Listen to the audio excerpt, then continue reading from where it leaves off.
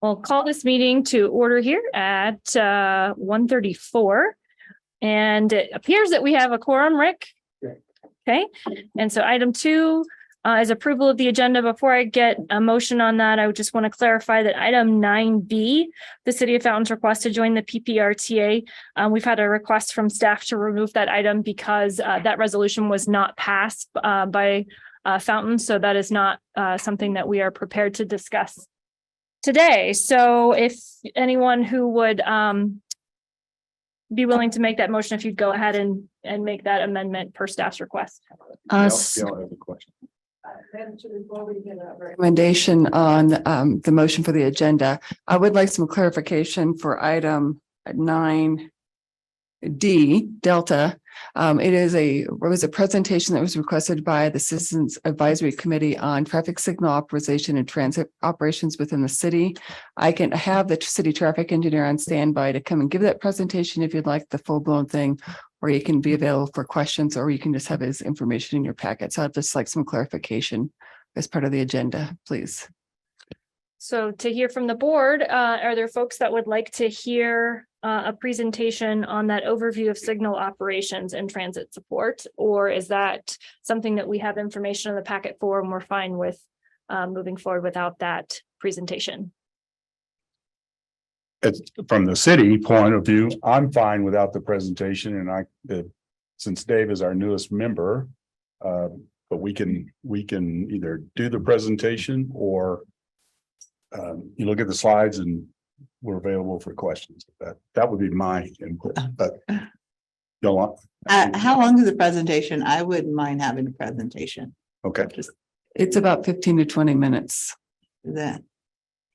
And that's only if we don't hit any red lights. If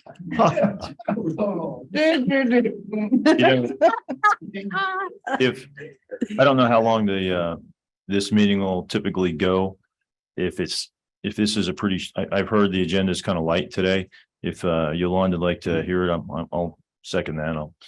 I support that too. I support that. All right, I move approval of the agenda with the exception of the removal of item 9B. The City of Fountain's request to join the Pikes PPRTA. Is there a second? Second. Is there any objection? Okay, hearing none, the motion carries unanimously, and we are on to item 3, which is public comment for items not on the agenda. Do we have any public who would like to speak? Okay, hearing none. Item 4 is the selection of board chair. To be clear, our previous board chair, which is obviously Wayne Williams, is no longer on the city council, and so we have our replacement here today. But because of the bylaws and requiring back and forth, it's just important to note that we do need a chair to fill the remaining of this. That is a member serving from the city. So that's the only thing to keep in mind on this. And otherwise, I think we can open it up to nominations for that board chair position. Yeah, Madam Chair, I'd like to nominate Councilman Randy Helms. Hi, Holly. Is that a Freudian slip? I don't know what that was. That was the wrong name, Randy Helms. Yeah. I will second that since I kicked the previous guy off the city council. Oh.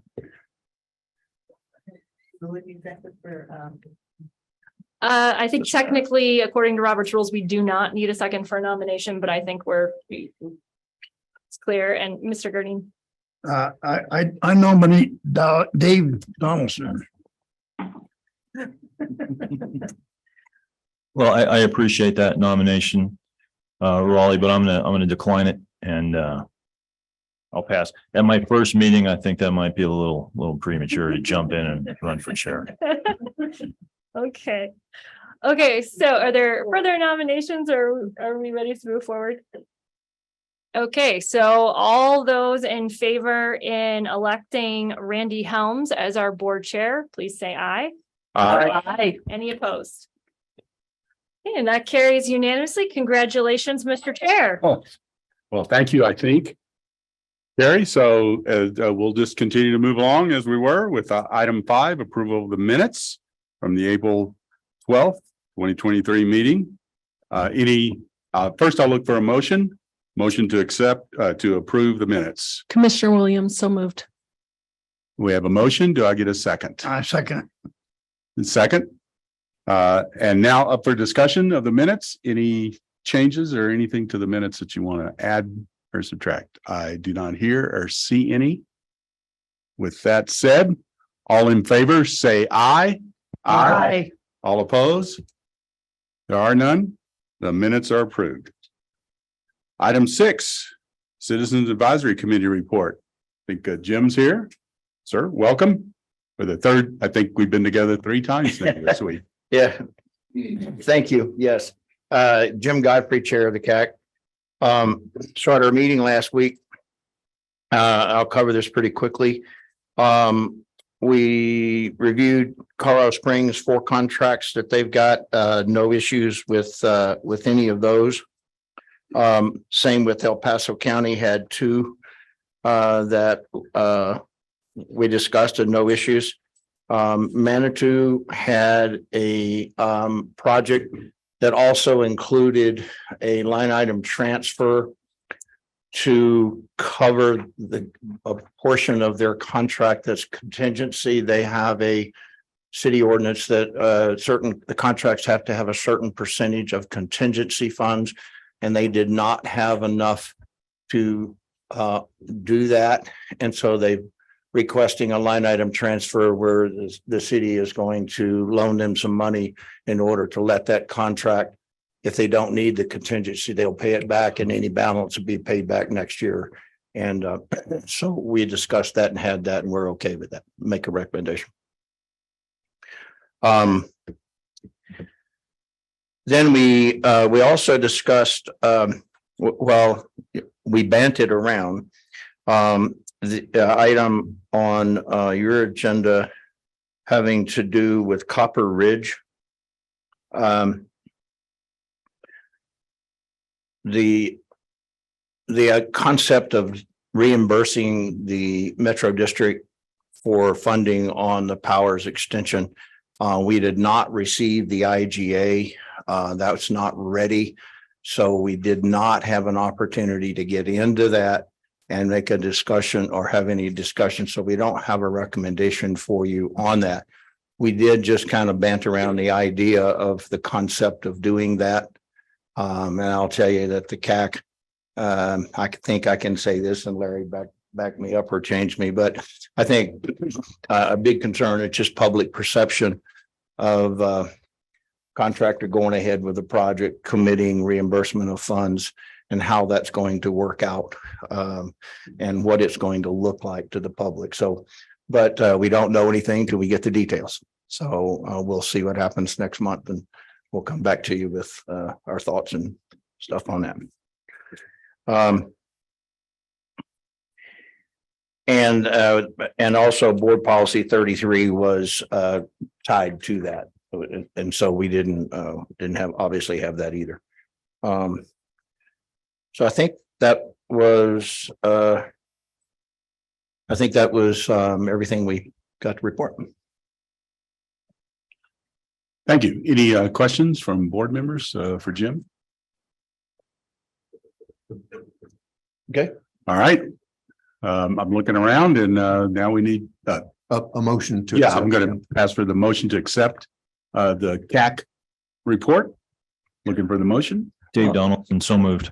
All right, Dave Donaldson, I'll second, Councilmember Donaldson, I'll second John Gray. John Graham seconds. Any further discussion? Hear and see none. All in favor, say aye. Aye. Aye. All opposed?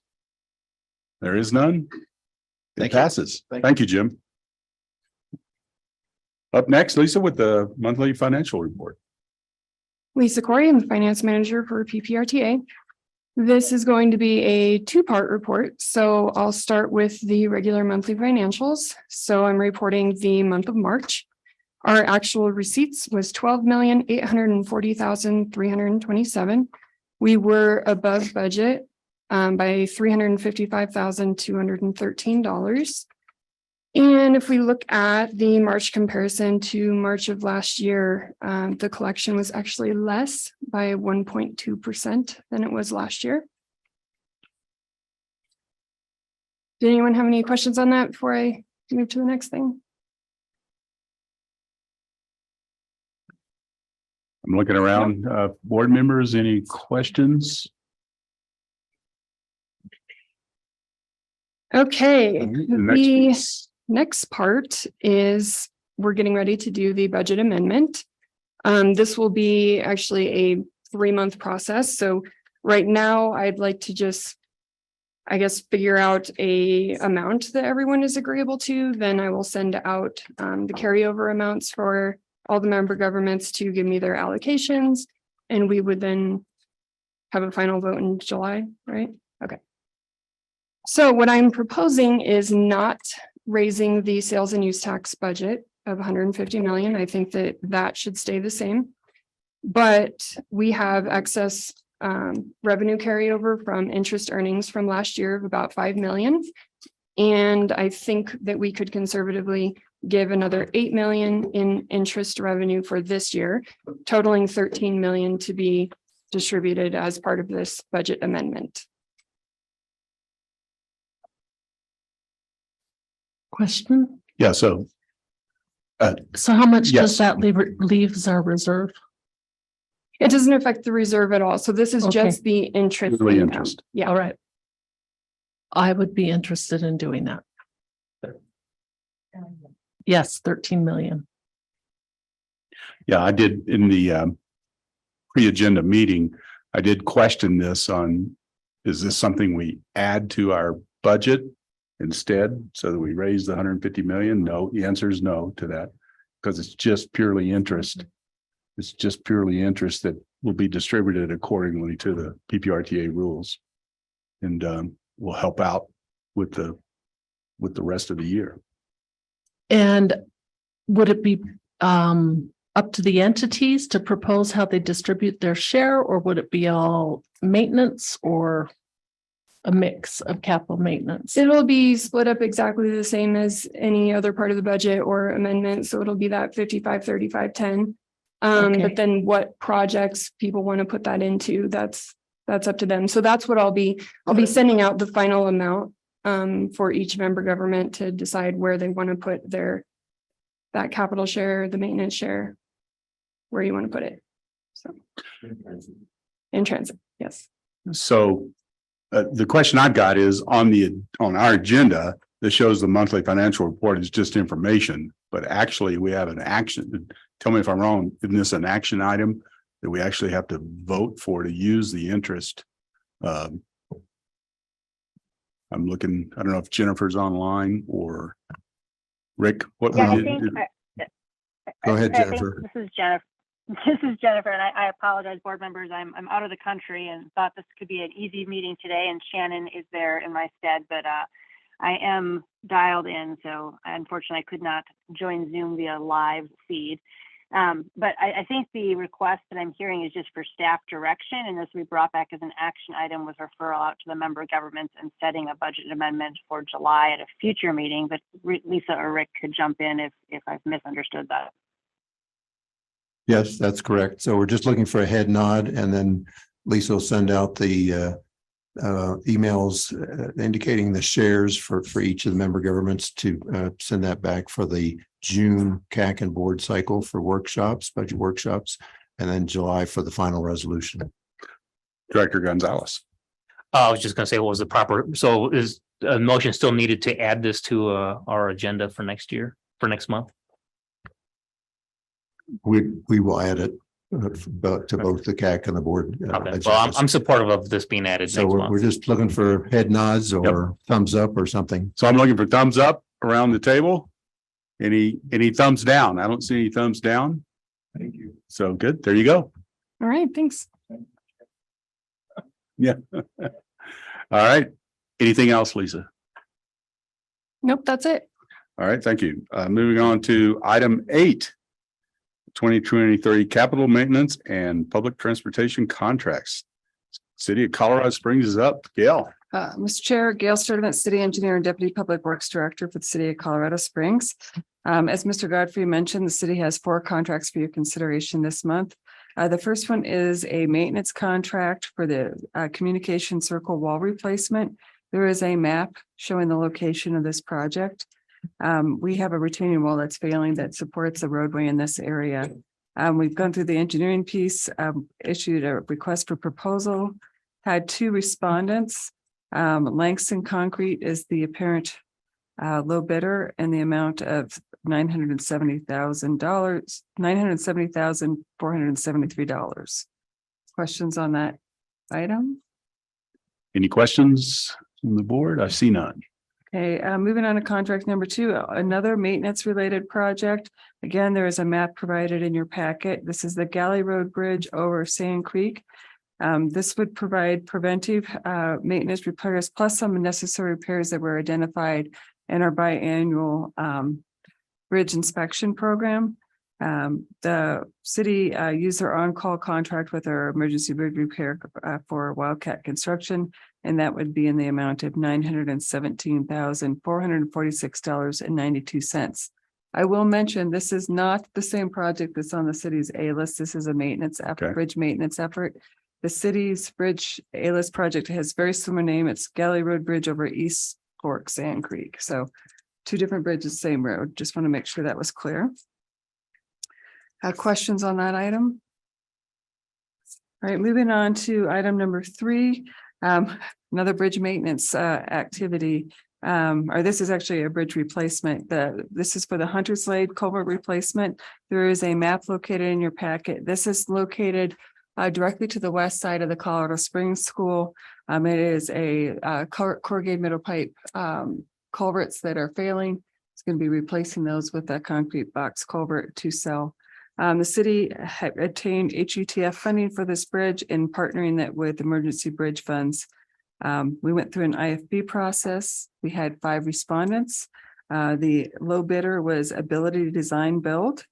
So that we have a contract for $547,037, of which $147,037 is emergency bridge funds from PPRTA. Any questions on that item? Okay, our last one is We do. Is that the maintenance or capital? that one is capital. The emergency bridge fund is on our capital A list. Okay. Thank you. Good question. The city's 4th contract. This is a PPRTA A-list project, the West Fillmore over the unnamed channel bridge replacement project. This is a change order for HDR to provide additional property acquisition and support the procurement process for this tunnel. This is a very deep tunnel that's going to be put in place there near Coronado High School. I will be bringing you the construction contract next month for that particular project. Any questions? I do not see any, Gil. All right, with that said, if there's no questions, then I'm looking for a motion to accept the City of Colorado Springs contracts. I'll move to approve, Mayor Dixon. Mayor Dixon, approval, and Dave Donaldson, second. Board Director Dave Donaldson is second. Any further discussion? I see and hear none. All in favor, say aye. Aye. All opposed? Is none. That passes. Next up is El Paso County. Good afternoon, Josh Palmer, County Engineer. The county has 2 projects to bring for your approval today, both of them capital construction projects for the South Academy Boulevard project. This is one of our A-list projects. The first, actually, I'm going to start big work small. Maybe that would be a little bit more palatable this way. The first is for construction services to SEMA Construction in the amount of $59,968,862.17. And the second being for the same project for construction management to Wilson and Company in the amount of $6,040,117. During the CAC last week, in anticipation of what I would expect to be some questions about this project, about the dollar amount, I want to provide a little bit of context, a little bit of background. So the original estimate in leading up to the 2012 ballot for this project was $18 million.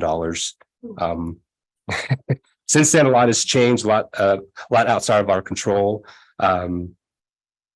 Significant drainage requirements for this project, subsurface utility engineering, which is a mandate that did not exist back then. Environmental requirements. A component of this project is the scour over Fountain Creek, and in the last 10 years, the scour for the bridge supports has degraded. So more design, more construction is required to improve to correct the critical scour issues. A noise wall, which is added, widening of the bridges over Bradley, which wasn't included in the original scope. And then in the last 10 years, back-to-back years, we've had some pretty significant accidents that damage some of the bridge rail. So those are items that are going to have to be replaced as well. Last June, so this is part of the MAMSIP project with I-25 over Academy, Charter Oak Ranch Road, and then State Highway 94. So we piggybacked onto the CMGC project delivery process that CDOT has done, and that we did for Charter Oak Ranch Road as well. In June of last year, we had a 90% cost estimate from SEMA, who had been contracted through an open bid process with CDOT.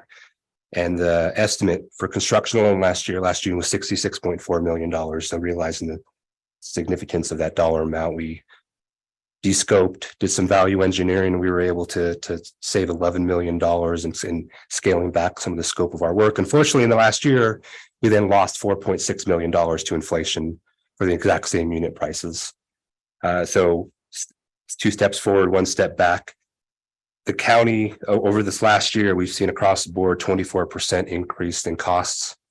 All of the unit costs that we have for this project are consistent with what CDOT has gotten for their project, for the Charter Oak Ranch, for all the MAMSIP projects. Unit prices, labor, materials, overhead, administrative, all consistent. Unfortunately, with the prices that CDOT's gotten and consistent with CDOT's cost data book as well, we reached out to estimating and contract office up at CDOT to confirm. They provided us some information that unfortunately is consistent with what we're seeing as far as inflation in the last couple of years.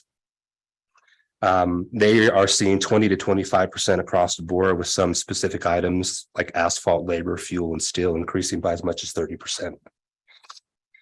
The CDOT attributes some of this to COVID, smaller companies buying out bigger ones, lack of materials and like aggregates for pits. Some pits are shutting down or not producing. So some of the most impactful items that we've seen relative to this project are structural excavation, class 1 and class 6 aggregate, hot mix asphalt, drilled shaft, reinforcing steel, reinforcing concrete, several types of inlet and guardrail, bridge rail, curb ramps, administrative, concrete barrier, things like that. So while the dollar amount admittedly is high, it's unfortunately a reality of the world that we're living in. So we've done a lot of literally working day and night to try to save as much as possible, but while meeting the expectations and the commitments that we have for this project. So I think unfortunately this is where we are. So we are requesting approval for construction and construction management for this project. Any questions? Discussion. Board Member Gonzalez. What was the largest increase requirement? The largest increase? Yeah. The largest increase actually was administrative. So CMGC, which is construction management can't remember the acronym. So basically it's still considered an innovative project delivery approach. So it's basically where you bring the contractor in early during the design phase in an effort to have them identify cost saving efforts. But so we follow CDOT's CMGC policy. And as far as that policy goes, there's not basically a non-negotiable administrative cost. So the biggest price that we've seen increase, which is the administrative side. For this project alone, I think it was $7.5 million towards administrative costs, and it's something that it's non-negotiable as part of but it also Non-negotiable by who?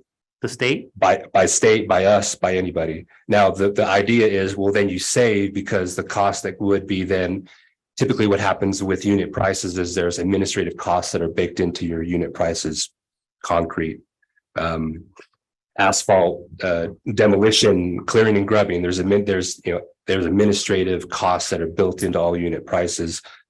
Those are stripped away from the unit prices. You're paying exactly what you pay, what the contractor is paying. There's no markups there, but those prices are then being seen in the administrative costs. So we believe that this, we aren't tied to this delivery process. We have the option of going back out to open bid. We considered that over the last year, but based on the prices that we're seeing, we don't think that we're going to get a better deal than what we're getting here. But as far as unit prices, the thing that we're seeing the biggest price increases are on steel and concrete.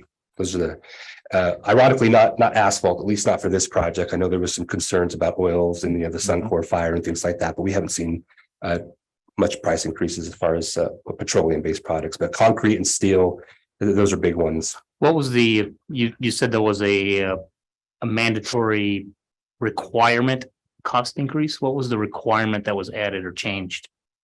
The administrative part? Is that what that was? You said that early on there was a change to requirements or standards. Oh, well, subsurface utility engineering. So this is engineering that takes into account utility, exactly what it sounds like. So utilities below grade. There's a federal mandate for utility engineering that exists now that did not exist when this project was initially estimated and scoped. Okay. All right. That's But I do find it very interesting that the largest cost increases bringing in administration to identify how to save money, and it was the most expensive increase. So that's why people don't like government. I won't disagree. Any other discussion? Yes, Councilmember Donaldson. Yeah, thank you, Mr. Chair. I believe you said it, but what year was the original estimate for at 18 million? I think we estimated originally in 2010, and that was in preparation for the 2012 ballot. It's usually we're estimating about 2 years out for the ballot. So 2010. Okay. All right. Thank you. Commissioner Geithner.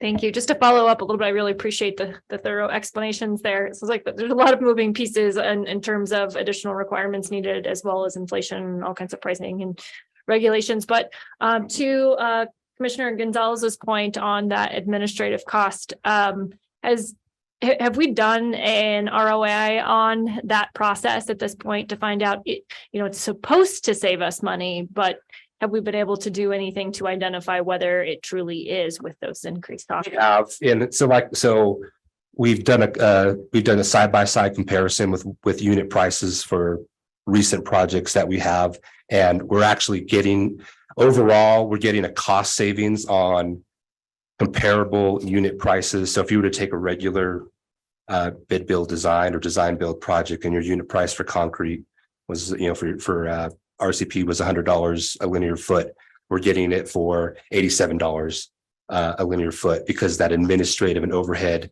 component is taken out of unit price over here, but you're then paying for it in one lump sum. So it's when you look at and I provided a lot of information that we don't typically provide in your packet, just to try to answer questions, be transparent, and provide some context. So if you went through line item and saw there's a $8 million administrative price, we did do a side-by-side comparison, and that administrative price is actually less than what we'd be paying for comparable unit prices in a regular project delivery.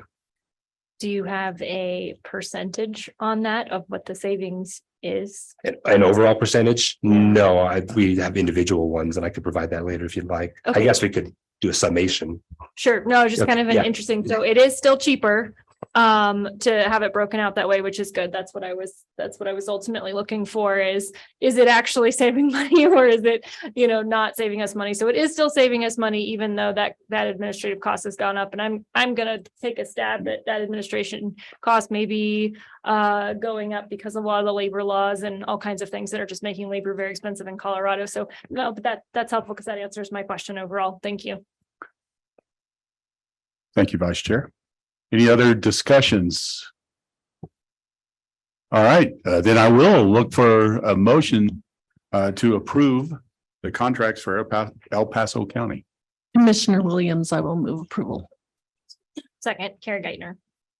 Okay, we have a motion and a second. Any further discussion? I do not see any or hear any. All in favor, say aye. Aye. All opposed? I hear none. That motion has passed. Next up is 8 Charlie, the City of Manitou Springs request for line item transfer of maintenance funds from the City of Colorado Springs. Thank you. I have to admit, when you said A Charlie, I was like, my name's not Charlie, so I was confused. Good afternoon, everyone. Bill Grabinick, City Engineer for Manitou Springs. I have two for you today. It was already kind of told my story. We do have an ordinance that requires that we have enough 20% contingency on our construction projects. So we advertised a rather large project this spring. We're resurfacing 3 roads in Manitou, and then we're chip sealing 9.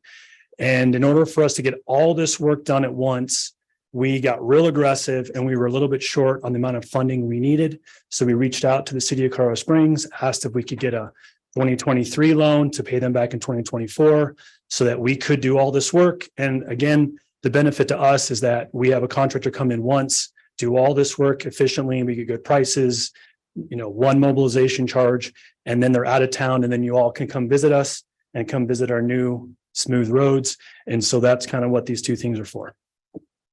All right, and I'll look to Gail for that. Any issues that we've had with that? About our Yeah, partners in Manitou Springs. Exactly. Bill's done a great job coordinating with myself and our operations maintenance staff. I just wanted to hear that for all the board members up here to know that we do coordinate that and appreciate that. Any discussion? I don't see any, so I'm looking for a motion to accept the transfer. Mr. Chair, Yes. Councilman yes, Donaldson, yes. and I move approval of agenda item 8 Charlie. Thank you. I'm looking Second. for a second, and we got a second from Mayor Dixon. I think that was her, Mayor Dixon seconded. And with that, any further discussion? All in favor, say aye. Aye. All opposed? I hear none. That motion is approved. Thank you. Thank you. And then for the second, and then for the Yes. contract too. Yeah. For 8 Delta. So do I? Same thing I just said. Do I need to? Okay, that's an old term that many of us up here have. We just use the phonetic alphabet that we use. in the Move military. approval of 8 Delta for Dole. Okay. 8 Dole. Second. That works. Okay, second. We got the second. Any further discussion? Hear and see none. All in favor, say aye. Aye. All opposed? No, that is accepted too. Thank you very much. Thank you. All right, folks, that takes us to item 9, member governments and other reports. 9 Alpha, City of Colorado Springs Transit Services monthly update. Welcome.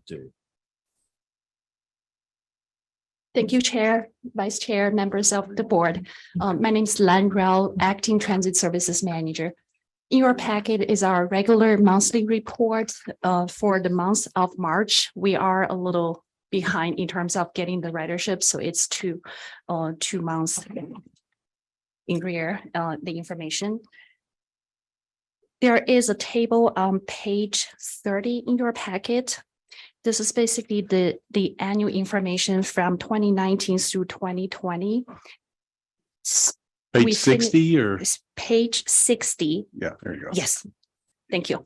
Page 60 in your packet that at the bottom of on that page, there's a table. So 2022 total ridership was around 2.2 million trips on the fixed route side. We basically wrapped up the year of 68% pre-COVID ridership in 2022. On the following page, at the top of page number 61, we are looking at basically year-to-date ridership information to have an apples-to-apples comparison. And what we saw for as of March, January, February, and March through March 2023, we saw 73% of the ridership back on the fixed route side compared to 52% of the ridership back during the same period of the time in 2022.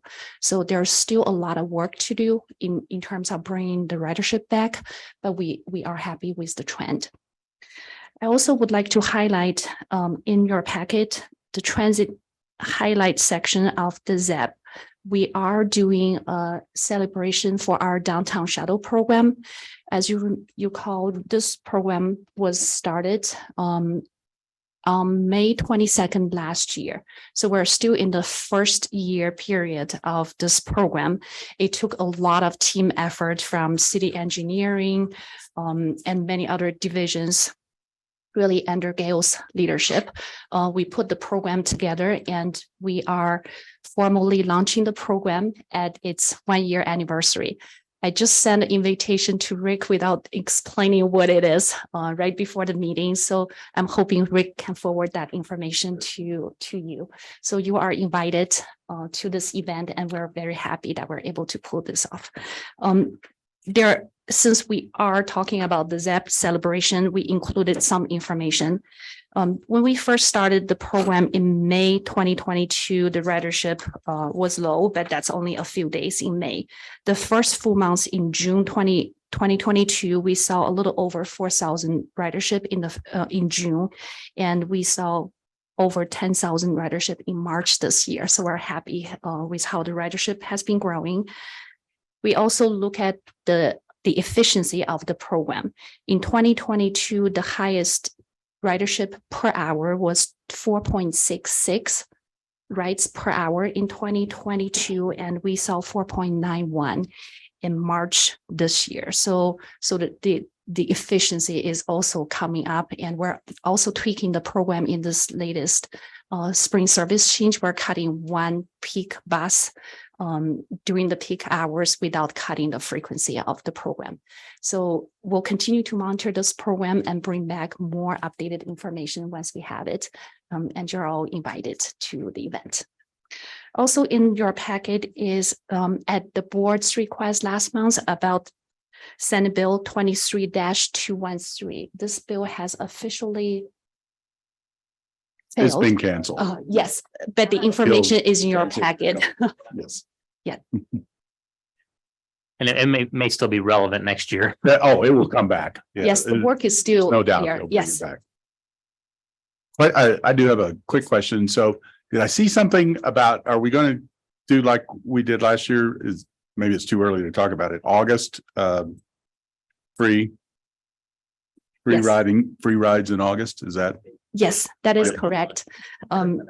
Actually, we received a email request from Okay. Councilman Donaldson as well. Very good. Did I hear it would be more than August? So is it June, July, August? That's correct. Yeah. So there are two bills. One was the one that was approved at the state level, Senate Bill 22-180 last year. And this year is a House Bill 23-1101. So both bills support this program. We are planning to participate in this program for the months of June, July, and August, which is the highest ozone season. Yes, we will be fully reimbursed for any lost fare revenue and any additional operating expenses, for example, providing additional ADA trips, as well as maybe marketing expenses. This program's goal is to reduce ground level ozone, increase ridership, and to reduce vehicle miles traveled in the state. However, here in this community, because other than the Manitou Springs shuttle and the downtown shuttle program, we do not have a fare-free system in general. So for this community, we are also interested in collecting a lot of the ridership information. For example, is the ridership going to stay after the free months? What's the free fare impact on ADA ridership, because it's a no denial service? And also homeless is a question. The questions Councilman Donaldson brought up are very valid, and those are the things that we're monitoring. Unfortunately, last year it was only for 1 month and we were not able to gather really very good information. So we're hoping this year we're getting the word out early. And this 3 months will give us an opportunity to really monitor the program and potentially look at the ozone reduction. PPACG is leading this air quality. Currently, we are in the air quality attainment phase. Participating in this program could basically also a way to demonstrate that we are committed to stay and improve our air quality. All right, thank you. Any comments, questions from the board? So I, Commissioner just Williams. despite perhaps my somewhat philosophical objections against free, this program in, I think, Grand Valley, they run their shuttle buses free all summer and it's very, very popular. So that's just be interesting to see how much the ridership picks up during those 3 months compared to where we've been. And if we then retain those riders on a permanent basis. Yeah, you're absolutely correct. Free fare system, free transit system is a very hot topic nationwide, and each community is different. So this 3 months information, I think data will give us some good information. Thank you. Thank you. All right, I don't see anyone else. Moving along. Yes, Just one more. Councilmember Donaldson. Just one question about the graph at the top of page 61, the cumulative January to March data. And 2019, there were 714,000 trips, and then 2023, 524. But we've actually added some buses and some routes in between there, correct? Correct. So it's even a little worse than it looks here because ridership is down with even more buses and more routes. Is that reflected in the RSH, the Correct. the revenue service hour? Okay, so Yeah. that's something we can really look at to see when it gets back to where it was. That is correct. Yet Okay, the new services that we add, it normally takes, it's hard to say, but 12 to 18 months to build the ridership. So with the services we add, especially if we're adding evening and weekend services, you do expect to see a lower performance immediately. But those are the things we're closely monitoring. and we had no free service back in 19, but we will in 23 for 3 months. When do you have an estimate? Oh, we think we'll be back to the same level of rider participation next year, 2 years? I hope I do. You hope? Okay, thank you. Thank you. All right, thank you. Any other questions, comments? I see none. Thank you very much. Appreciate it. Next up, 9 Charlie, review and consider approval status of proposed IGA with Copper Ridge Metropolitan District for the Powers Boulevard Extension North project. And I think, Rick, that's over to you. Possibly Jennifer, are you available to address this? Yep, I'm still here. Just an update on this item. We did agenda it after I did give the board a brief intro at last month's meeting. We have been working with the city, the county, and the Copper Ridge Metropolitan District, all of their respective attorneys, to put together a draft IGA, and had a working session call last Wednesday to work through some updates to that. At this point, we don't have an IGA or a draft of that IGA ready for board or CAC consideration, as you heard earlier in the meeting. So really just a status update today that we're still working on this and anticipate that in advance of the June cycle of the Citizens Advisory Committee meeting and board meeting that we'll be able to present this. All right, thank you, Jennifer. Anything else? Any other questions? Obviously, we're not going to have a vote on this. So any other comments or suggestions? I see none. I look forward to having that IGA so that we can move along with that project. All right, up next, 9 Delta, City of Colorado Springs overview of signal operations and transit support. Do we have Todd? We have Todd. Sir, the podium is yours. Board, thank you for indulging me today to talk about the traffic signal system. I am Todd Frisbee with the City of Colorado Springs Traffic Engineering division. It's a little bit of an interactive presentation, so feel free to ask questions along the way. If there's something I don't explain well, or you just have general you just want to look, well, why does it operate that way? I can try to answer that question. Just a real quick overview. We spend almost half of the traffic engineering budget is spent on our signal system. You can kind of see some of the numbers. We spend $2 million a year just in upgrading older signals that you have many signals that are over 25 years old. We even have a few that are in that 35 to 45 year range. The oldest signal that we have is the signal at 8th Street and Cheyenne Boulevard. We're looking to replace that signal next year as part of our capital efforts. As you imagine, with a system as big as ours, we spend quite a bit on maintenance, just maintaining almost $1 million a year on maintenance. And then we spend another $1 million a year on this design and construction of new signals. We put in about 5 new signals every year to accommodate the growth that is happening in our area. And then we are almost about $500,000 a year on just sort of technology upgrades. We're upgrading our signal controller. Our controller is a homegrown controller that we developed back in the early 2000s to save some money. The staff that developed it is, they're still with us, but they're not going to be with us forever. And so we are upgrading to an off the shelf controller that provides a lot of the same capabilities that our current controller does, and provides those capabilities even better than what we're doing right now. So we're excited about that. Just a quick, oops, I'm missing a line there. We have 600 as a time when I prepared this. We had 631 traffic signals in the city of Colorado Springs. We now have 633 as of today. We turned on 2 more this week. And so we're continuing to add signals. 78 of those signals are actually CDOT signals that the city operates and maintains by contract. They pay us yearly to maintain their signals within the urbanized area of Colorado Springs.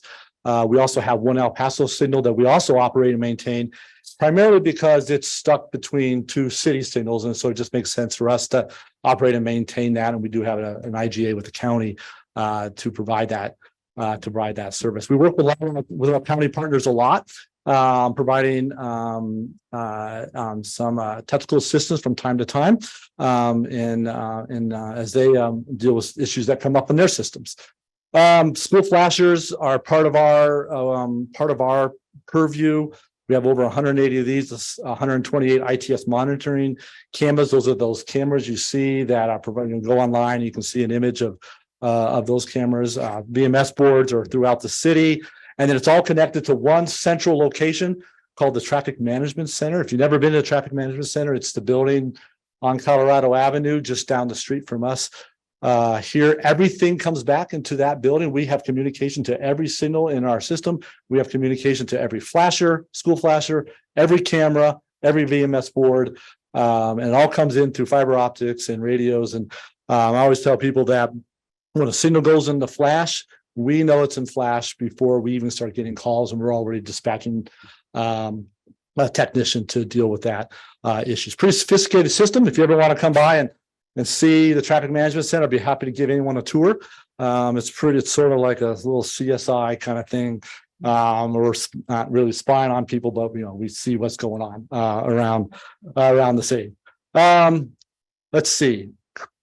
I'm just going to sort of run through this kind of quickly. Common questions I get: are signals timed, right? We use the term coordinated. People always say, "Oh, the city doesn't time their signals; they're terrible at it." Well, we do time our signals, but not all the time. We do run our signals in our non-peak hours in a state called free, and I'll explain a little bit what that means before and coming up. How do we detect vehicles at intersections? So part of a good operating system has a method for detecting when vehicles are at the intersection. So there's a couple different ways. The old school was electromagnetic field. So we would run loop wire in the road. We'd run current through that wire. It would create electric field or electromagnetic field. A car would pull up. change the magnetic field, that would say, the controller would say, oh, there's a car there. And then it would do its thing. We don't really do that anymore because it's kind of a maintenance nightmare. And imagine every time we overlay a road, we're tearing those up and putting those back in. So that's not really a method that is used that far often. Cameras. This is primarily the way we use vehicle detection. This is the little white camera that you sits at an intersection. Just look up, white camera about this long. That is what we're using for most of our vehicle detection. Some other things, sonar. No, we don't use sonar. That's, if you know what sonar is, it's sound.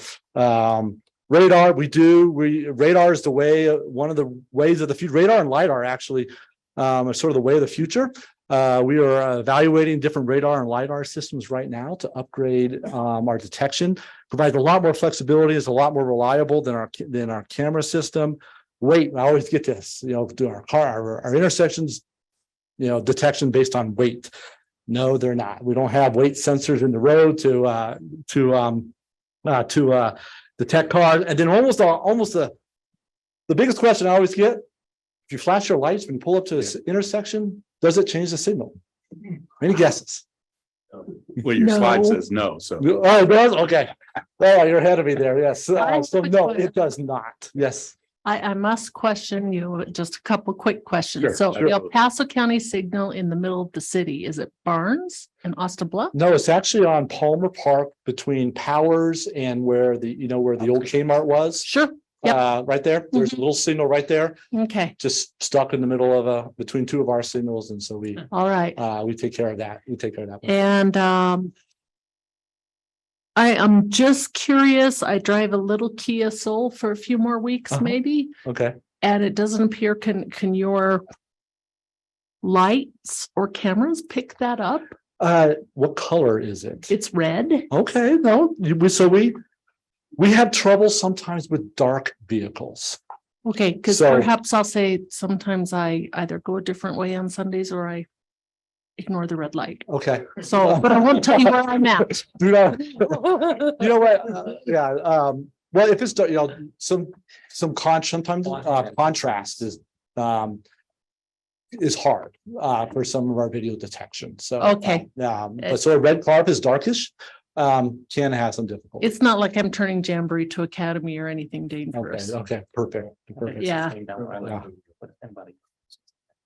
Oh, yeah, and I everybody knows almost where I live, so don't send more police Okay. on Sundays. I'll have to Okay. choose a different route. Okay.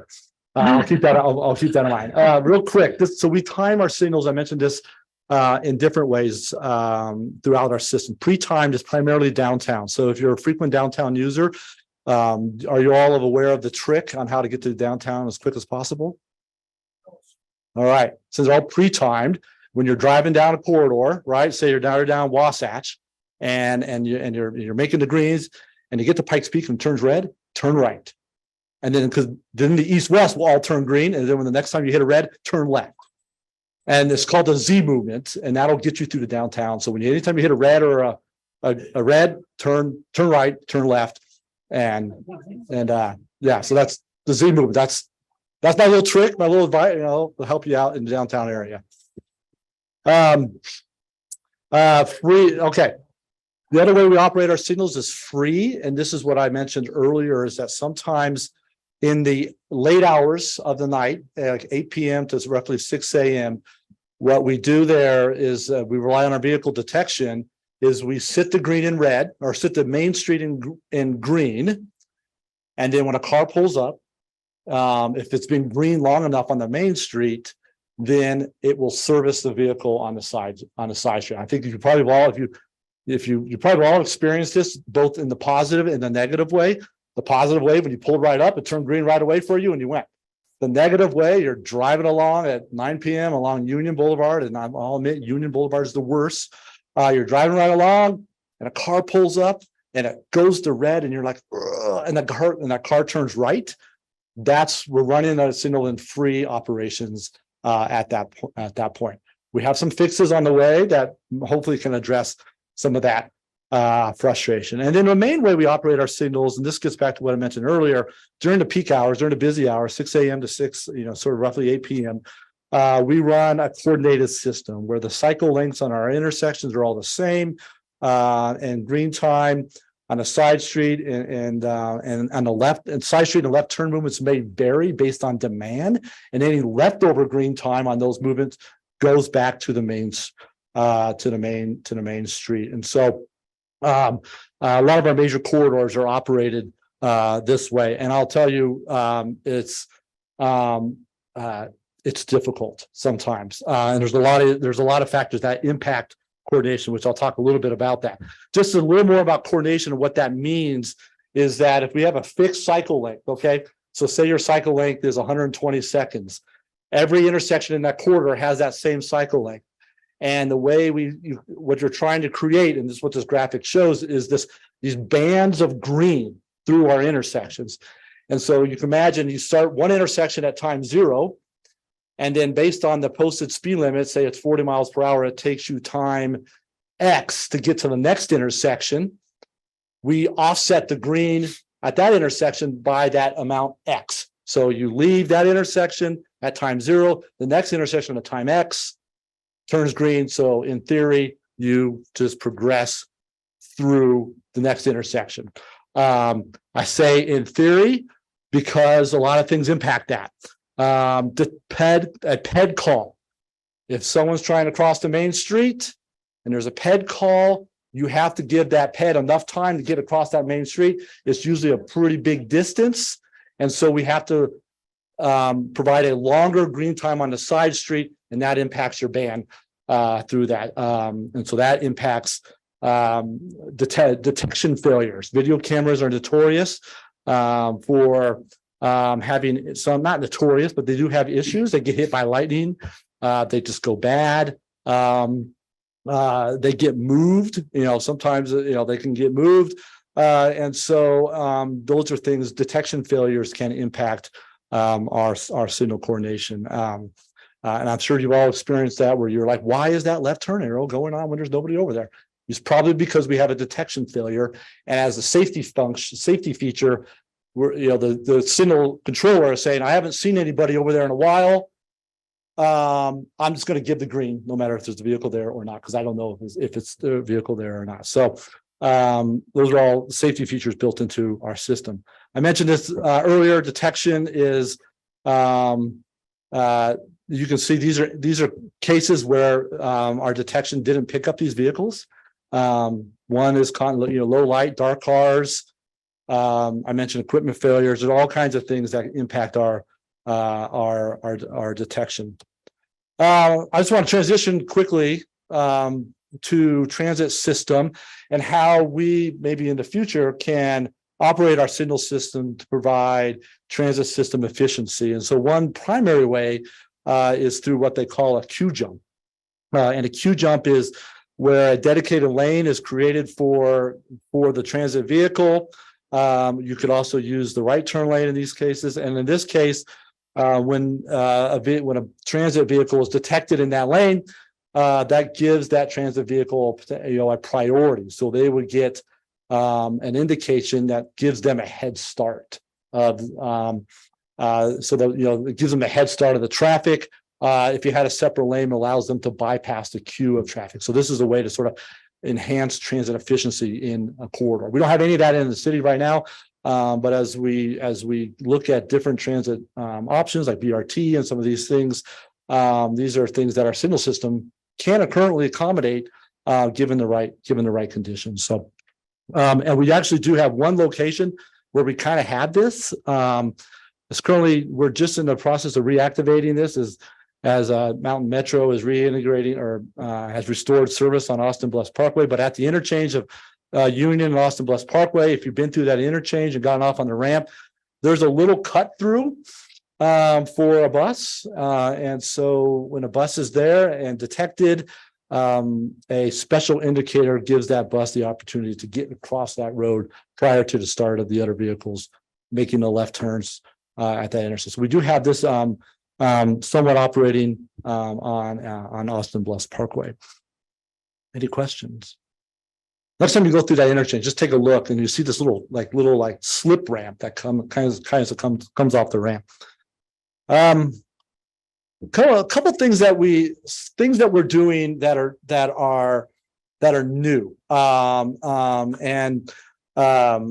That we'll be advancing over the next 1 to 5 years. And this is what I call it adaptive traffic management, where, I talked about our detection is primarily focused at what's at the stop bar, what's at the intersection. Advanced detection looks out up to 900 feet away from the intersection. And it is picking up vehicles. It's a radar system. It's picking up vehicles' speed and distance from the intersection.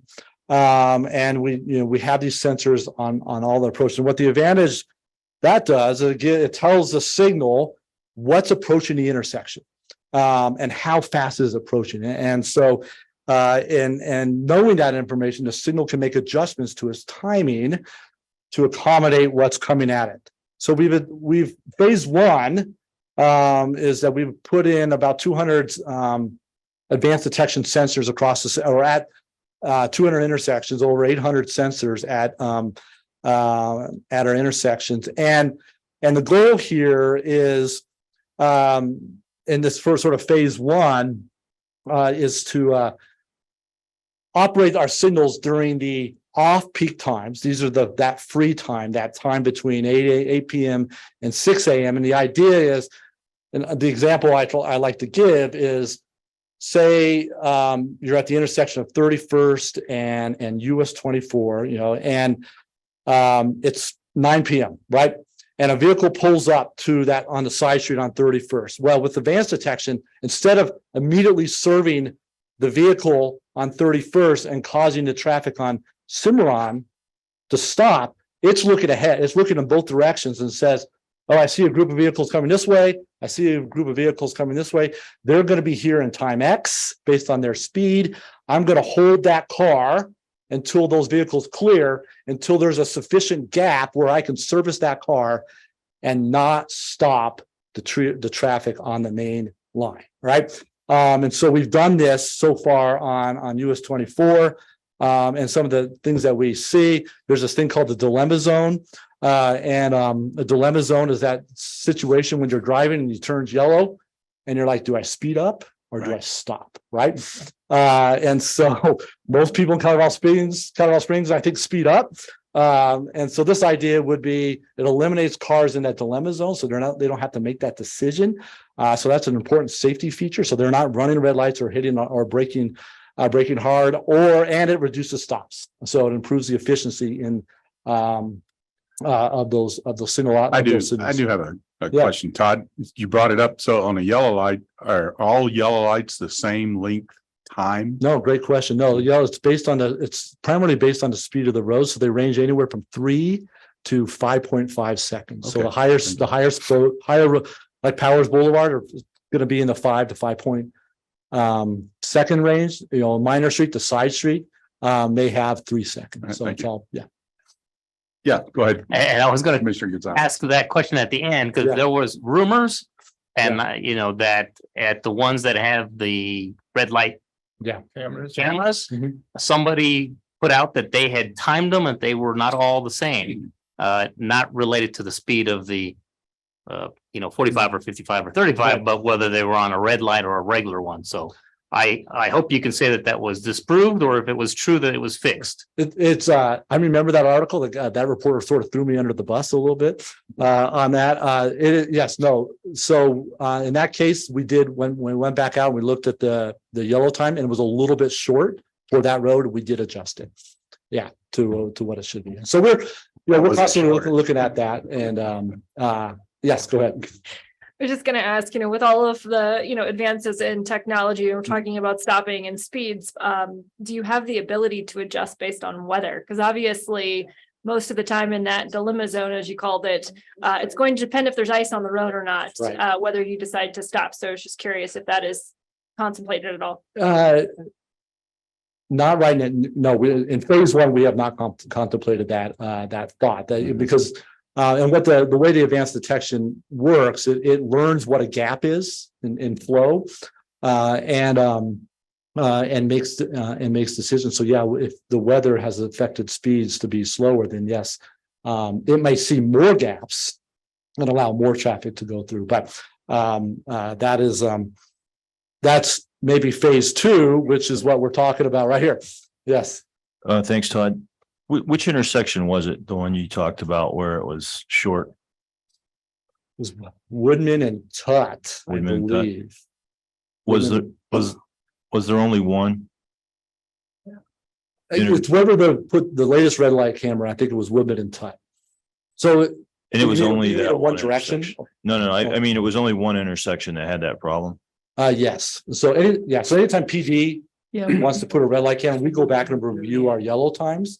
Because they speeds change over time, traffic flows change over time. And so we're trying to, and when you have 631 signals and you've timed those over the last 40 years, you're not always necessarily consistent. So we've gone back and have adjusted all of our yellow times across the city to be more consistent based on the posted speed. This is something we do get constituent questions about. How recently has that been done? In the last 2 years, 5 years? We just reevaluated our yellow times in the last 2 years. In the last 2 years. Yes. And there's nothing that isn't set to basically correspond to the speeds. That's exactly what it's set to. Yeah, Correct. there's some guidance that we follow by Institute of Transportation Engineers, the Manual on Uniform Traffic Control Devices. There's some industry standards that we follow, and we're always evaluating those things. So the science on that changes from time to time, and we try to adjust. Do those the ones with the speed cameras on them, do they get checked more frequently? Do we check them annually? Or do we not check them because they should never change? They should never change, right? only So once we speed set it at 5 seconds, it should always be 5 seconds. Okay. Yeah. You say that like you have experience with that. It's not me, but as the council man or woman, you end up defending this stuff against a constituent who is, got the confidence of a zealot that this is absolutely happening. And so I just like to have information if I'm gonna. We're all armchair engineers. Yeah. And I will tell you that within our system, if we get a little blip, like say there, it's electronics, right? There's a blip from time to time. There's a pretty strong safety protocols that we have to follow. And so when we get a little bit of a blip in the operations and the timing, that often triggers what we have on every signal, a conflict monitor. And if the conflict monitor registers something that doesn't seem right, it'll say, something's wrong, I'm going into flash. And then that puts us, then we look into why I went into flash. So we've got a lot of safety features built in that, to ensure that our signals are operating safely and consistently. The last thing I just want to cover real quickly, there'll be more on this as this develops. We were recently successful in attaining a SMART grant to take this adaptive traffic management to the sort of, I would call phase 2. And this is essentially, we'll be evaluating different radar and LiDAR technologies to help provide more information to our signal system. And where we kind of have holes right now are the advanced detection sees a long way, and then the intersection detection sees at the intersection. We don't know what's going on in the middle intersection. We don't know what's going on in the gap between our stop bar and advanced detection. And so this is to look at technologies to fill in that gap. The idea is that if we have more information about who's at our intersection, what's operating, how it's being operated, what the traffic is coming in and out of it, we can manage flows more efficiently. We can improve safety. The example I can give is if we're monitoring what's going on in the intersection and we see a pedestrian may not make it in the time allowed for that pedestrian, we could either hold the intersection in red or hold the green longer so that pedestrian would have the time to get to make it across. So those are some of the things that we're looking at. We're really excited about this grant. We have some great partners. We're partnering with InRail. Econolite is a major signal equipment provider. We've got a couple, Iowa State and the University of Alabama. We're also partnering with El Paso County and Olson Engineering. Pretty good. We got a strong team who's really looking at this. NREL's really excited about this and because, you know, they're looking at it from an energy perspective. And so it's going to be a good thing. And the idea is that we're going to develop a prototype then which we'll use to pursue additional funding. Yes. Vice Chair Geithner has a question. Oh, yes. Sorry to interrupt there, but you mentioned that a lot of this is being done through a grant. Who is that grant through? It's through the US DOT, US Department of Transportation and FHWA. Is that right? Yeah, HWA is one of the divisions of the United States Department of Transportation. But it's a federal grant. It's a federal grant. It's under the IIJA is one of the new grant programs that was opened up. Great. Yeah. Thank you for that. Sure, you're welcome. So that's it. Thank you, Todd. I'm looking around. Yes, Mayor. Yeah, you have to be concerned with eye safety with LiDARs. That Do you? I mean, is yeah, that something? sure. Okay. Well, we've already in phase one, we've already done some testing, and actually radar is looking to be the more promising application. A LiDAR just has, you know, there's some just some difficulties we have with it. Thank you. Yes. Okay, are the warrants for the city the same as the warrants for the county? Yes, we all follow the same. You mean like the warrant a new traffic signal? Yes. Yeah, so generally we follow the warrants as outlined in the manual of uniform traffic control devices. And so all jurisdictions use that as their guide. It's not a you shall, it's a guide. And so the way the city approaches it, when a signal meets some of those warrants, we make the decision, are we going to signalize the intersection or is some other treatment that we should do to address the concern? But like I said, it's a guide. So, you know, yeah, we can deviate from those if not, you know, if we feel it's necessary. There's a little line in there that says per engineering judgment, and that's a wonderful word for engineers. I just know that I had a complaint that from Cordera to I-25 used to be an actual parkway with like 5 lights, and now it's 20 or something because you got several right there in front of the shops at Briargate. And it feels like they put in a new store, they put in a new light. And instead, from a planning perspective, they should force the traffic to go out the side road to where there is a light already. And yeah. But we're not perfect, are we? No. So, yes. okay. Like engineering judgment goes into some of those decisions. Yeah, I don't like criticizing city council members since I was married to one. It's good So- policy. Mhm. All right. Any other? Councilman Donaldson. So two questions, Todd. Some of the cameras you've shown us, they have a hard time detecting dark vehicles, light vehicles at nighttime, so they can't be very sensitive. Yeah. The newer cameras we're getting with Smart City, are they going to be able to just read license plates? Constantly? No, they don't have, actually, what we're, with the smart grant, what we're doing is we're going to move it. I want to move away from the video detection because of some of the issues that I mentioned with it. I like to, there are some really promising radar systems out there. So those won't be reading any license plates or anything along those lines. And they're a lot more reliable. They require less maintenance on our part. And one of our biggest maintenance effort is maintaining those cameras. And so part of that smart grant is to look at that, how we can do detection better. It's another question we'll get from constituents. Hey, all these cameras they're putting in, are they reading license plates constantly? Can they do facial recognition? So the honest answer is none. None. No, yeah, and even the camera. So the video detection cameras, all it is it's pointed down and it's just picking up a change in pixels. And you know, the resolution, I mean, is not that. You can't read anything when, on those vehicles. The other cameras, the ones that you see like that provide traffic streams that you see on the news and things like that. Again, they're low resolution. They can't pick up anything, and we don't record anything. There's no record. None of our cameras record anything. It's just, in fact, they're not even on unless the cameras watching traffic, not the detection cameras, but the other cameras, they don't even turn on unless we bring it up and to watch a feed. So most of the time they're just sitting, not streaming anything. Thank you. Sure. Okay. Yes, Mayor Pro Tem.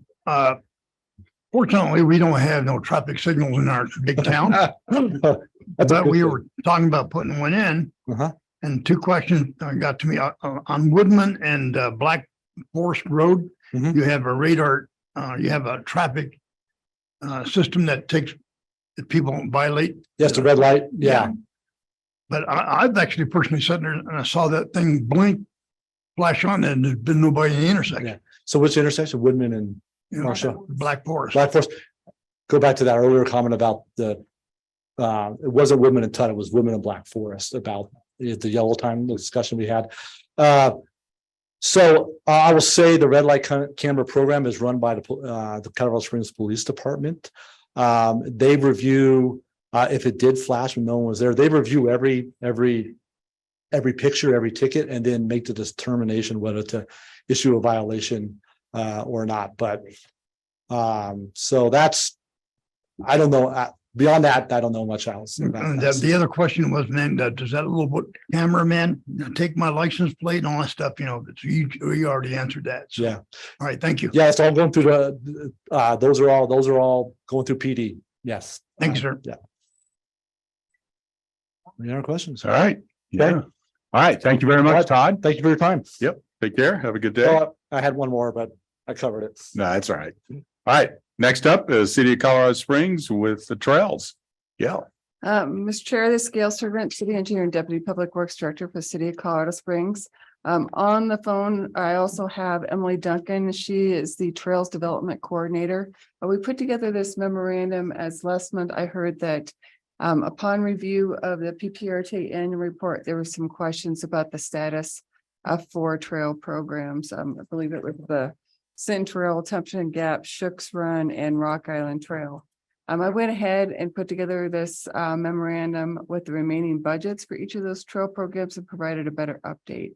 My understanding was on the annual report, it was that the map was showing that things weren't started. All those projects had been started in some Yes. fashion. So just want to make sure you had this update, and Emily and I are available for questions. This is really good. It's got a lot of good information on it for the trails. Anyone questions to Gail on the conditions of the trail or on the trails? I don't see any. All right, Gail, thank you. Great, thanks. Okay, up next, 9 Foxtrot, City of Colorado Springs monthly change order and property acquisition report. Gail, back to you again. The change order and real estate log is available in your packet. There's nothing really unusual standing out there, but if you have questions, I'm happy to answer them. Looking to the board. I don't see anyone with questions. All right, I think that's it. Oh, let's go. 9 Goff with El Paso County monthly change order, property acquisition report. Josh. Likewise, some pretty basic stuff here, but willing to answer any questions if there are any. Okay, I'm looking. I don't see any. Up next is our legislative report, and is he online or do we have anybody there? Rick? I am here. Yeah, there you go. Okay. Dan, I didn't see you there for a second. I was quietly waiting my turn. Yep. And as everyone knows, and you'll get into it, we had our last day last Monday, so have at it. Yes, the 120-day session is done. They used more of their 120 days than they typically do. In fact, this session, they had a Sunday session for the first time since 1939. Was the last time that they've had to go in on a Sunday. So I think that kind of goes to show you about the pace and cadence that the session had. For the art, there was a little over 600 bills, I think 617 or 19 bills, a lot of them in the last 2 days. Couple of the things we were tracking really hard, of course, was Senate Bill 213, which as you heard earlier and already know, died on the calendar the last night of the session, I think, which showed the divide in the caucuses as to they couldn't really come to agreement to even get it to the conference committee and have the conference committee agree on anything. I was at a fundraiser already yet today for lunch. And certainly we can expect a version of 213 to be back next year. So we all need to be working with the folks we know at the Capitol, expressing our concerns or what we like about it or what we don't like about it, because that subject matter will be coming back next session and probably earlier on in the session. Also, thanks to the guidance of Rick and our attorney Jennifer Ivey, we were able to get an amendment on House Bill 1272 in Senate and House Finance that wrote us out of the bill, so we didn't have to worry about the sales tax issues on light trucks and et cetera down in El Paso County for our funding mechanism. So overall, I think the RTA fared fairly well, all things considering in that session. It was a very unique session. I think what I would just gear everybody up for is that whether you liked it or not, next session is going to be very, very similar. Everybody that was there last year, I think sort of Rachel Zinzinger, I think who's going to be mayor of Arvada, will be replaced. We'll be back next year. Of course, the first floor will be exactly the same. So I think that we're going to see very much the same type of legislation that we saw this year in the next session of 2024. And I'm happy to take any questions that someone might have. Floor is open for questions or suggestions for 120 plus another 120 days of fun times up in Denver. So it felt like. Nope, I don't see anyone with any questions, Dan. Thank you. Excellent. Well, thank you guys, everything for all your leadership and guidance this year. And we'll look forward to seeing you guys in the interim and planning for the next legislative session. Absolutely. All right, next up, Tim Bravo with draft board policy number 33. Is Shannon, who's taking that? Rick? Shannon? Since the CAC postponed it, the CAC is recommending that you postpone it as well. That's right.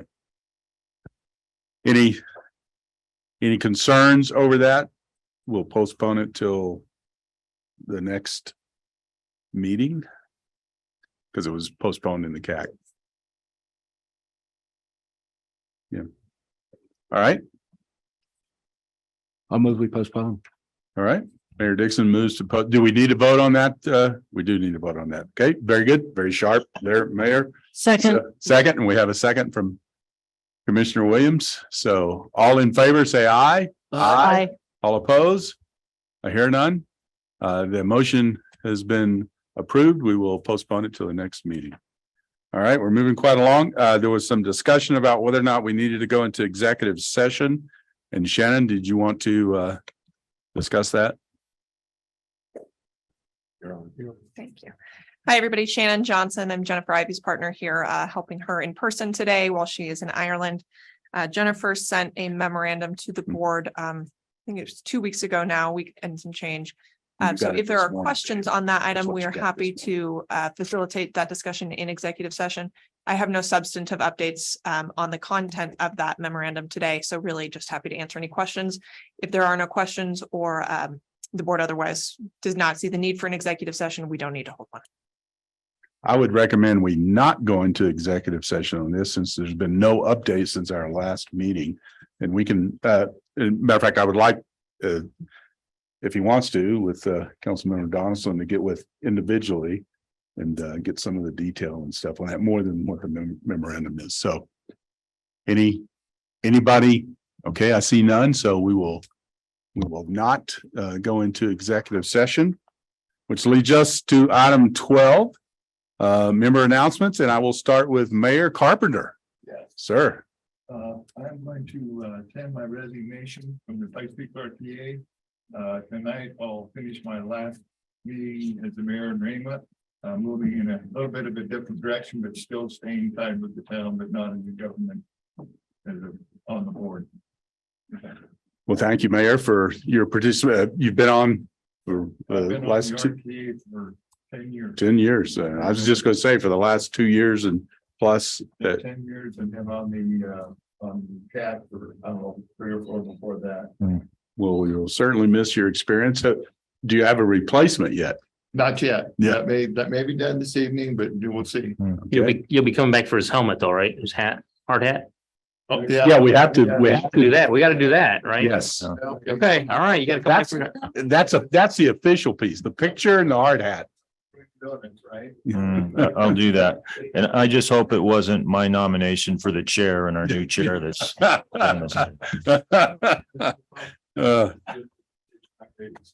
All right. Mayor. Yes, Mayor Graham. thank you. So typically on the Tuesday meeting following Manitou Springs City Council meeting after these PPRTA meetings, I will give our council a little briefing as to what transpired, anything that's important to them. So far, I have not mentioned the thought that Fountain is considering joining PPRTA.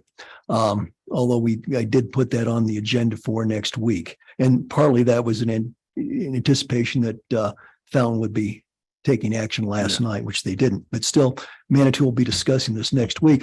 And honestly, we went back, our administration, and we checked the finances, and it looks like to us that we've paid in substantially more to PPRTA than we received. And we've had good years. Okay, so make no bones about it, we're happy for the most part. But if I bring this up to City Council right now, I'm pretty sure I'm going to get significant pushback. And in a short amount of time, there will be some community pushback. And it would not surprise me entirely if there would be an element in town that says we're not really crazy about PPRTA if we're putting more in and taking less out.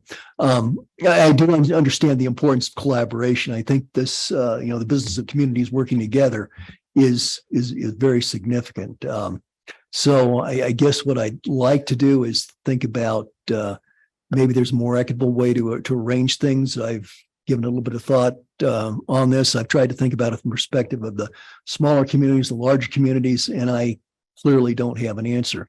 If it would be possible for staff to do some research, I think now would be a good time to do it. I would like this to be sufficiently high priority to where it doesn't interfere with the timeline for Fountain if they, and I presume that they will want to go ahead and vote on this. So I would call that to the board's attention and seek advice from staff if you have it at this time or if you'd like to get back later on. I do have a comment. Commissioner Williams. So I asked Wayne about this when I was home during lunch, and he said that the original, I don't know if it's in our IGA or bylaws or policy, was based upon population, not where the sales tax was generated. Because if you take the big city of Colorado Springs and you based it on the sales tax being generated all in Colorado Springs, everybody from El Paso County at that time was mostly going into Colorado Springs. And so that the original numbers, if I'm correct, Rick, were more based upon the population of the town. But that doesn't mean I'm willing to explore the idea. Am I right on that? Do you remember? The original IGA, establishing IGA, that was developed in August of 2004, before it went to the ballot, has the maintenance, the 35% of all the funds that maintenance have to be allocated to each member government. And it was only 4 member governments at the time. It was City of Colorado Springs, unincorporated El Paso County, Manitou, and Greenmount Falls by population. So it's in the original establishing IGA and it's still in there. That was developed between the 4 founding members in August 2004. For capital, which is the 55%, it says that it shall be developed by the board and by practice, and at least in the last 8 years, that's been also by population. So for each member government, whatever their retail sector generates through the Department of Revenue for the 1 cent sales tax is what we receive for each of the member governments, originally 4, then 5, now 6. So whatever the retail sector through DOR sends us is what we receive. What goes back out is 55, 35, 10, and that's by the original ballot, the November of 2004 ballot, and PPRTA started January 1st, 2005. So the 10% goes to Mountain Transit, Mountain Metro, 55% for capital, and 35% maintenance. So the 55 and the 35 both get allocated by population. Did I answer your question?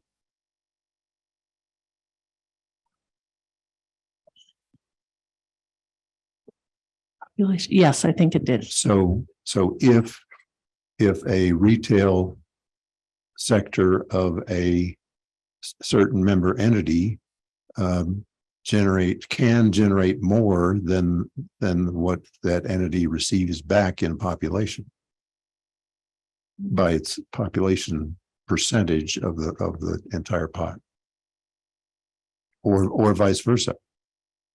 And if you're retail heavy and population light, or vice versa, that can make a difference of whether or not you have a deficit or whatever the opposite of a deficit is, surplus. So if I drove all the way out to the Falcon Walmart in El Paso County and bought my groceries, does that stay there, or does it come in as part of the pot that's distributed? In Falcon, that would be unincorporated county. Mm-hmm. So that DOR would collect that and send that to put that in the monthly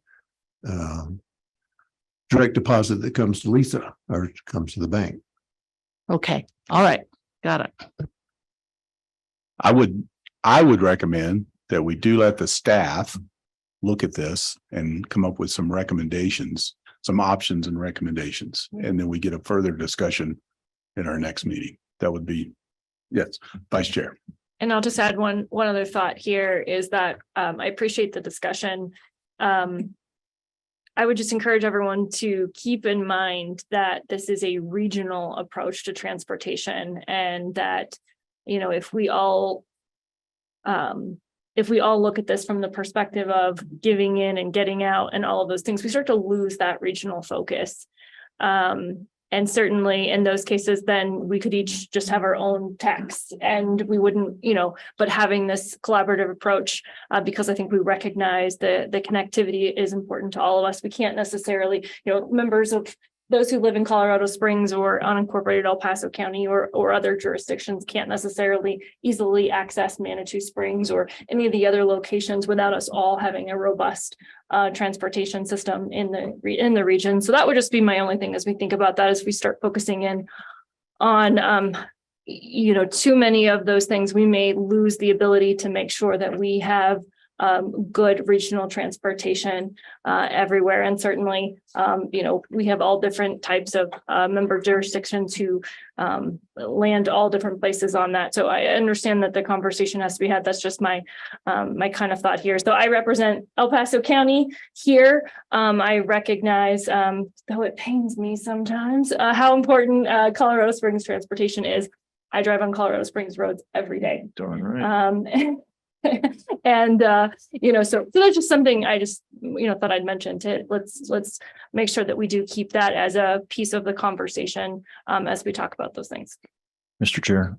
Yes, Councilmember. It sounded like you said by the ordinance, maintenance has to go back based on population. Capital projects, it's up to this committee. We can do that differently, correct? Okay, just correct. So that's except instead important. of ordinance, it's the intergovernmental, the IGA between the member governments. Okay, so that's the piece we could change without going to the voters. Correct. The Well, board. you can change the capital allocation just by a majority vote of the board. Okay. The changing the IGA has to go out to since it's between the six, it has to be amended by the six. And by 2/3 and vote. the IGA's amendment section 11 says it can only be amended. It has to be amended by all six and each of the 6 by a 2/3 vote. Okay. And so what I'm trying to get at, and I think you're saying it, I'm just not saying it very clearly, is maintenance is pretty much locked in. The capital allocation is where if one member is perhaps not getting, there's an issue, that's where it could be more easily addressed. More easily, it's to use Andy Gunning's phrase, it's a heavier lift to change the maintenance, because that has to go to all 6 governing bodies, and each one has to approve it by a 2/3 vote of their entire membership, regardless of attendance at that meeting. All right, Mayor, would you like to leave it there? That sounds really good. I appreciate your comments. I think these are all valid and enlightened comments. We appreciate the work that staff has done so far, and would look forward to hearing a recommendation from you at some point. Thank you. And thank you, Mayor. And we'll keep working together at a staff level. We've had some recent conversations, but a little bit difficult to figure out what direction, which path to go down, since we don't know what Manitou Springs, what the city council's thoughts might be. And obviously can't predict what this board is going to want to do. I don't know if we still need to consider a special board meeting or not, because the fountain request is still out there. It was pulled obviously last night as well, but they may be taking action perhaps later on in the month of May. I think they're waiting to see how some of these conversations unfold. If we are proposing a special board meeting of the PPRTA board in the latter or after the 23rd of May, please start looking at your calendars. I'm assuming that you would not want any Tuesday because the Board of County Commissioners. You probably don't want certain Mondays and Tuesdays because of the City Council. Correct. So Wednesday, May 24, Wednesday, May 31st, 24 and 31st might be opportunities for you to start looking at your calendars. Yeah, the 31st won't work, but okay. And Rick, just for that planning, the 3rd Wednesday of every month is utilities, Colorado Springs utilities. Yep. So at least 3 of us are tied up with that. There you go. Yeah. All right, Mayor Graham. Great, thanks. That sounds like a good course of action. Okay. Mayor Pro Tem Gardine. What? Anything? I'm on the table here. Sorry, member. Callahan's doing really good, and we have annexed the land. We're getting that developer is actually developing a good chunk of it. And so that's going to increase then a lot of our PPRTA money and our tax base and everything else. But it's actually been a very educational for the whole board as we've gone through this flow process. So, okay, thank you very much. Thank you. Mayor Dixon, nothing? I'll jump around here to Council Member Avila. Nothing? I'll jump over here to the Vice Chair.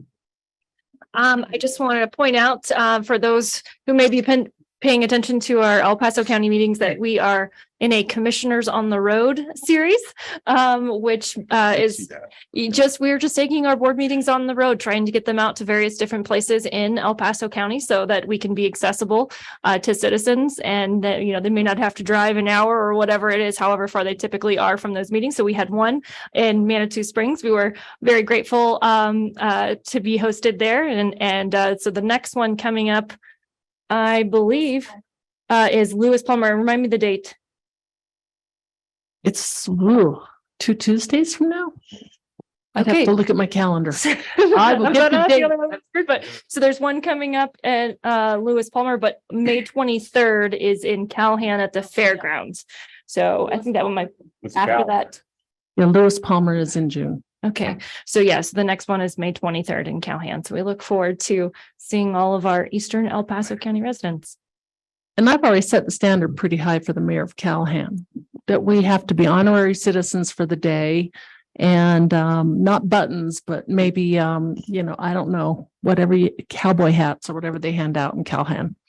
Well, we have a barter thing going there. It's called apple fritters. Remember, That's true.